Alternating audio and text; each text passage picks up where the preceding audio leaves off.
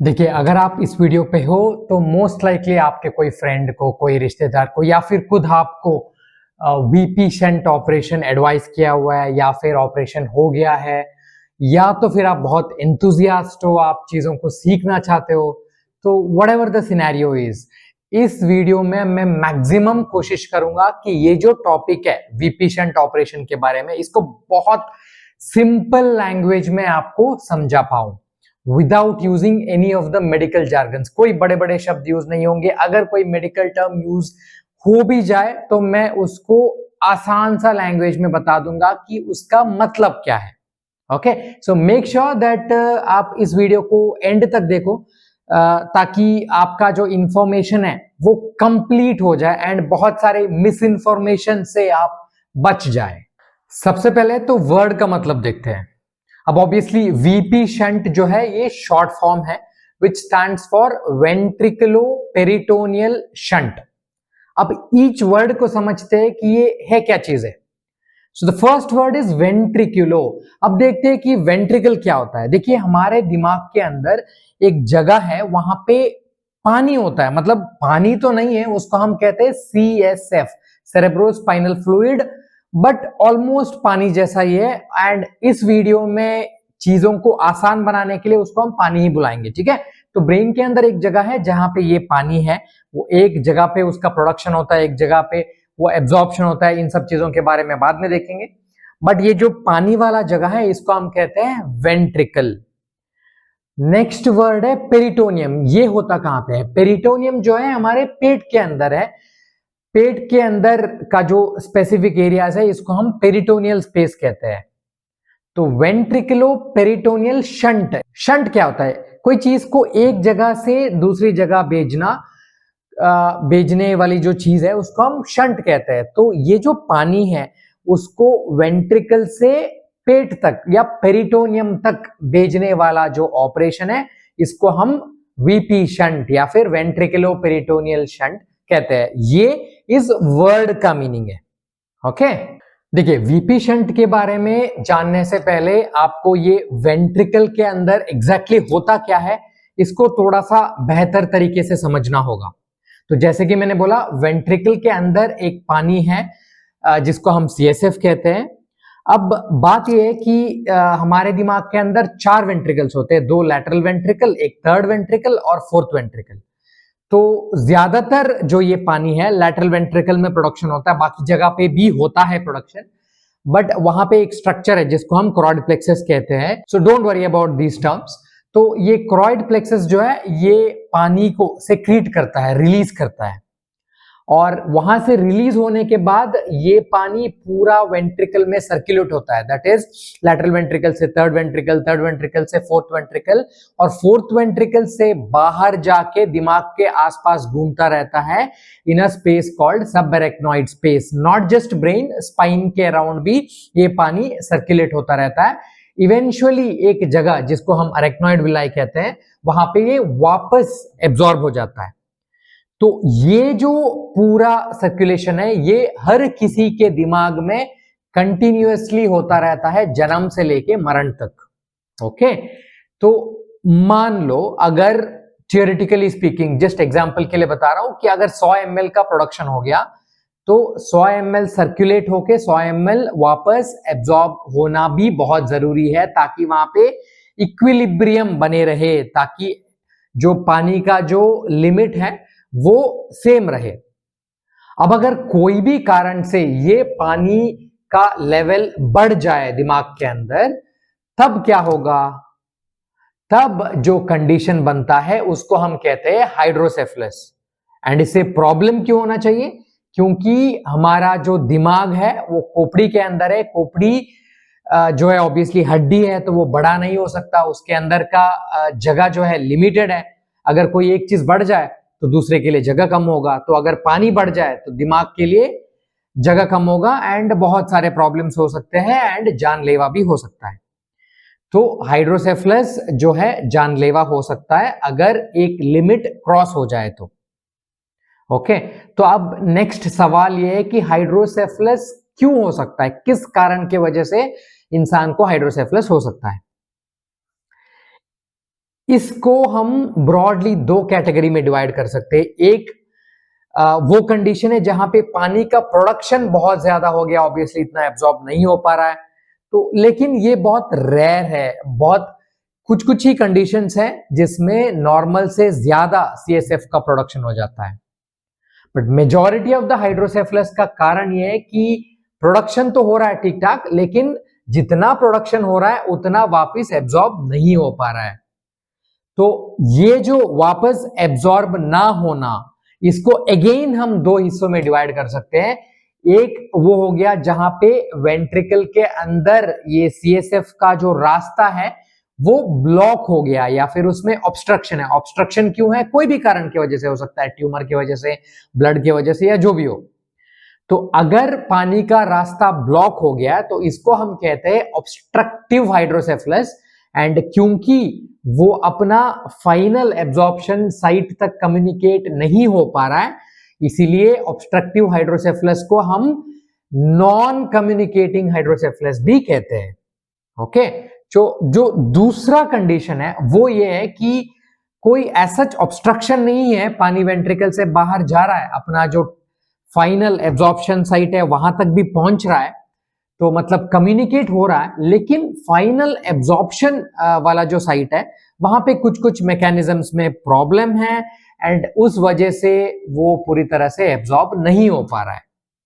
तो इस कंडीशन को हम नॉन ऑब्स्ट्रक्टिव हाइड्रोसेफलस या कम्युनिकेटिंग हाइड्रोसेफलस कहते हैं। तो ये सारे कारण हैं जिस वजह से इंसान के दिमाग के अंदर पानी भर सकता है या फिर हाइड्रोसेफलस हो सकता है। तो हाइड्रोसेफलस क्या है आपको समझ आ गया, और हाइड्रोसेफलस से प्रॉब्लम क्या है ये भी मैंने बता दिया। वो ये है कि खोपड़ी के अंदर लिमिटेड जगह है, अगर पानी भर जाए तो दिमाग के लिए शॉर्टेज ऑफ स्पेस होगा, तो ये प्रॉब्लम है। तो जाहिर सी बात है अगर हाइड्रोसेफलस से इंसान को प्रॉब्लम हो सकता है तो इसको ट्रीट करना, इलाज करना बहुत जरूरी है। अब बहुत सिंपल एग्जाम्पल के साथ समझते हैं कि इसका इलाज कैसे किया जा सकता है। अब जैसे कि मैंने बोला दिमाग के अंदर पानी भर रहा है, अब इसको हम कंपेयर करते हैं कि आपका टैप ओपन है बट ड्रेनेज ब्लॉक हो रखा है। अगर घर पे ऐसा सिनेरियो है तो आप क्या करोगे? तो सबसे पहले तो आप ये बोलोगे कि आप टैप बंद करोगे, है ना। बट इस चीज को हम दिमाग के अंदर नहीं कर सकते क्योंकि वो पानी दैट इज सीएसएफ तो चाहिए दिमाग के लिए, उसको बंद तो नहीं कर सकते।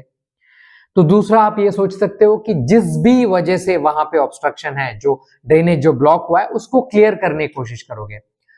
मतलब हाँ, ये एक हद तक ठीक है। मतलब in case of obstructive hydrocephalus अगर जो ऑब्स्ट्रक्शन है वो अगर कोई ट्यूमर के वजह से है या फिर कुछ करेक्टेबल कॉज की वजह से है तो हम उस ट्यूमर को हटा के पानी का रास्ता हम खोल सकते हैं, यस। बट ये हर कंडीशन में नहीं हो सकता। अगर प्रॉब्लम टर्मिनल एब्जॉर्प्शन में है स्पेशली, वो दैट इज कम्युनिकेटिंग हाइड्रोसेफलस, फिर वो माइक्रोस्कोपिक लेवल का जो ब्लॉक है उसको हम ठीक नहीं कर पाएंगे। तो और क्या ऑप्शंस है हमारे पास? अगर पानी भर रहा है तो एटलीस्ट हम वहां पे एक और पाइप लगा के उस पानी को कहीं और भेज सकते हैं ताकि वहां से उस पानी का कुछ ना कुछ बंदोबस्त हो जाए, है ना। तो यही चीज जब हम दिमाग के अंदर करने की कोशिश करते हैं तब आता है वीपी शंट। मतलब वेंट्रिकल के अंदर जहां पे पानी भरा हुआ है, एक ट्यूब डाल के उस पानी को हम कहीं और भेजने वाले हैं। कहीं और का मतलब इन दिस केस पेट में भेजने वाले हैं और पेट से फिर वो पानी एब्जॉर्ब हो जाएगा। तो ये सुन के आपको लग रहा होगा कि ये बहुत भयंकर भयानक सा ऑपरेशन है जहां पे दिमाग से लेके पेट तक सब कुछ खुला हुआ है, पूरा चीरा है। नहीं, ऐसा बिल्कुल नहीं है। ये बहुत सिंपल ऑपरेशन है जिसमें यहाँ पे एक छोटा सा चीरा होगा एंड एक और छोटा सा चीरा पेट में रहेगा।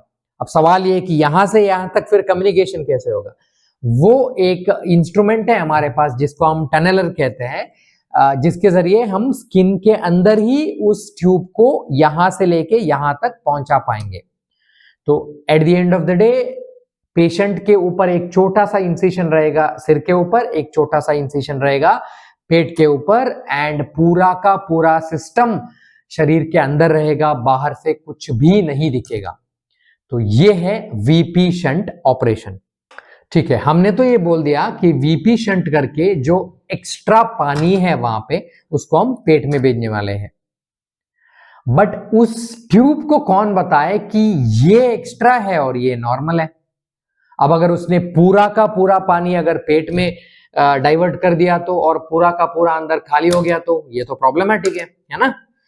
तो ऐसा सिचुएशन ना आए और ये जो ड्रेनेज है इसके ऊपर एक तरह का रेगुलेशन, एक तरह का चेक रहे, उस चीज के लिए एक इंस्ट्रूमेंट रहता है उस वीपी शंट मटेरियल के अंदर, जिसको हम कहते हैं वाल्व। ये चेंबर के अंदर रहता है और ये एक प्रेशर थ्रेशोल्ड के बेसिस पे काम करता है कि अगर दिमाग के अंदर प्रेशर इससे ज्यादा है तो पानी ड्रेन होगा, अगर इससे कम है तो पानी ड्रेन नहीं होगा। ठीक है, तो इस बेसिस पे वीपी शंट काम करता है। बट मैं आपको एक सिनेरियो बता रहा हूं, मान लो कि पेशेंट को वीपी शंट कर दिया, ये एक प्रेशर थ्रेशोल्ड है वो सेट हो गया, बट कल को अगर पेशेंट के अंदर ये प्रेशर बहुत ज्यादा वेरिएशन हो जाए तो, या फिर पानी बनने के बाद भी प्रेशर ज्यादा बढ़े ना तो, या फिर पानी तो कम हो गया लेकिन प्रेशर कम नहीं हुआ तो ऐसे सिनेरियोस कभी कभी हो सकते हैं। उस कंडीशन में क्या होगा, या तो बहुत ज्यादा ड्रेनेज होगा, दैट इज ओवर ड्रेनेज, या तो फिर ड्रेनेज होगा ही नहीं ठीक से, दैट इज अंडर ड्रेनेज। तो ये जो प्रॉब्लम है उसको सॉल्व कैसे करें? तभी आता है एक modified version of the VP shunt called as programmable shunt. बस इसमें फर्क ये है कि जो वाल्व है उसका प्रेशर थ्रेशोल्ड है वो फिक्स्ड नहीं है, उसको हम कभी भी जितने मर्जी बहुत आसानी से एक इंस्ट्रूमेंट के साथ रीसेट कर सकते हैं। कभी 80 में रख लिया तो कभी 90 में रख लिया, कभी 100 में रख लिया तो कभी 60 में रख लिया।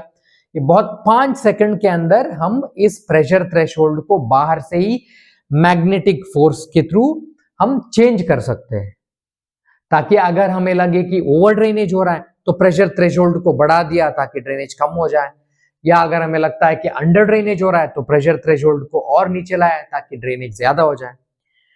तो जाहिर सी बात है ये एक बहुत बढ़िया सिस्टम है compare to the regular shunt जहां पे प्रेशर थ्रेशोल्ड फिक्स्ड होता है ना? अब अगर कुछ चीज बढ़िया है तो बहुत ऑब्वियस है कि उसका कॉस्ट भी हाई ही होगा। जहां पे आपको रेगुलर वीपी शंट मिल जाता है 4-5 हजार के अंदर, बट ये जो प्रोग्रामेबल शंट है इसका कॉस्ट 80,000 से भी ऊपर होता है। बट कुछ कुछ ऐसे कंडीशंस हैं जहां पे ये प्रोग्रामेबल वीपी शंट करना बहुत जरूरी है।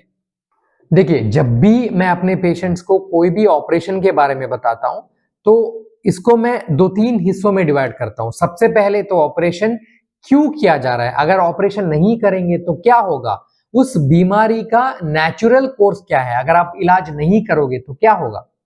अब इसका तो मैंने बता दिया, अगर हाइड्रोसेफलस बढ़ जाए कोई भी कारण की वजह से, दिमाग के अंदर प्रेशर बढ़ जाएगा, इसको हम कहते हैं रेज्ड इंट्राक्रेनियल प्रेशर, और ये एक लिमिट के बाहर अगर चला जाए तो ये जानलेवा हो सकता है, तो इसीलिए इलाज करना तो जरूरी है। दूसरा सवाल ये होता है कि इस ऑपरेशन में खतरे क्या है। देखिए, जब भी कोई भी ऑपरेशन होता है उसमें कुछ ना कुछ खतरा तो होता ही है, ओके?